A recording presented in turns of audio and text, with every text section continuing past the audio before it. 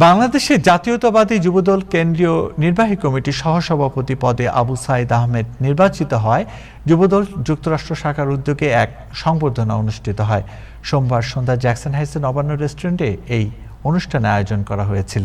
বিস্তারিত মাহবুব রশিদের রিপোর্টে।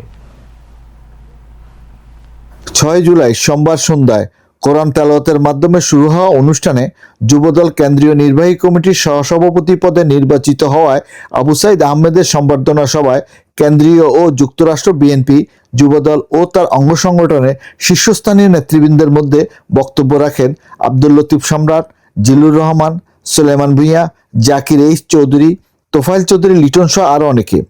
বক্তারা দীর্ঘদিন ধরে দলীয় কমিটি না থাকায় হতাশা তুলে ধরার পাশাপাশি পদ পদবীর ঊর্ধ্বে উঠে শহীদ প্রেসিডেন্ট জিয়া রহমান আদর্শে অবিচল থেকে প্রধানমন্ত্রী তারেক রহমানের হাতকে শক্তিশালী করতে সবাইকে ঐক্যবদ্ধ হয়ে এগিয়ে আসার আহ্বান জানান। অনুষ্ঠানে সম্বর্ধিত আবু সাইদ আহমেদকে ফুল ও ক্রেস্ট প্রদান করা হয়। এরপর কেক কাটার মধ্য দিয়ে অনুষ্ঠান শেষ হয়। আমি আপনাদের কারণেই কিন্তু আজকে এই কেন্দ্রে একটি পদ পেয়েছি। আমি আপনাদের সাথে ছিলাম, আছি, থাকবো ইনশাল্লাহ। আমি চেষ্টা করছি অচিরেই এখানে কমিটিটি নিয়ে আসার জন্য।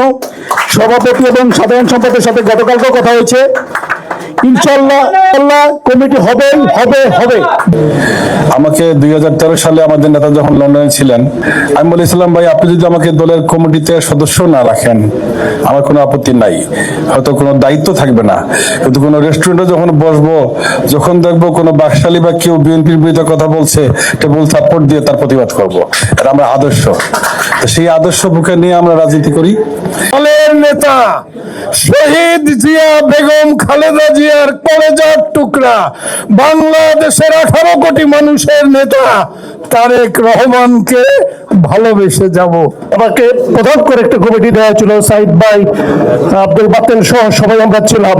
আমরা অনেক চেষ্টা করেছি সবাইকে মিলেমিশে একটা কমিটি দেওয়ার জন্য, এটা কোনোভাবেই সম্ভব হয় নাই।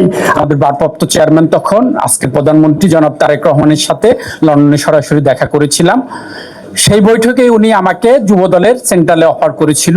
আমি ওনার কাছে যেটা আমার চাওয়া ছিল যে আমি যেহেতু দীর্ঘ 17 বছর তখন সভাপতি, সো আমি আর যুবদল করব না, আমাকে কেন্দ্রীয় বিএনপিতে নেওয়ার জন্য।